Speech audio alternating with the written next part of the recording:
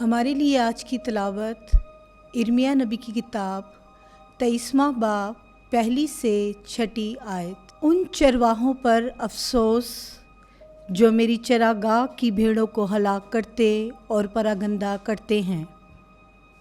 यूं खुदावंद का फरमान है, इसलिए खुदावंद इस्राएल का खुदा उन चरवाहों के हक़ में जो मेरी उम्मत को चराते हैं यूँ फरमाता है कि तुमने मेरे गले को परागंदा किया और उसे हाँक कर निकाल दिया और उसकी खबरगिरी ना की।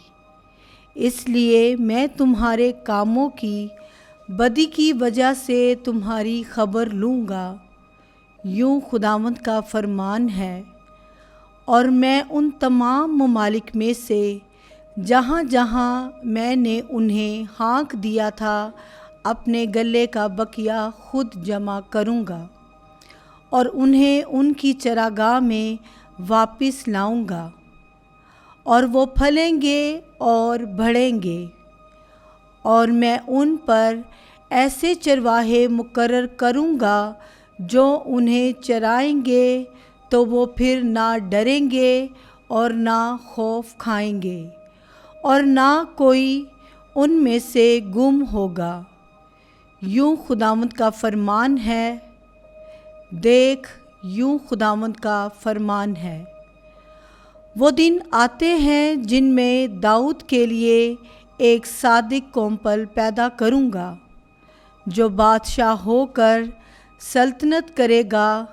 वो दानिशमंद होगा और ज़मीन पर अदल और सदाकत का काम करेगा।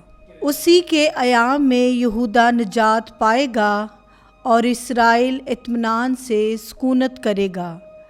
और जिस नाम से वो पुकारा जाएगा वो ये होगा कि खुदावंद हमारी सदाकत। पाकलाम का पढ़ा और सुना जाना हम सब के लिए बाइसे बरकत हो। खुदावंद का शुक्र हो।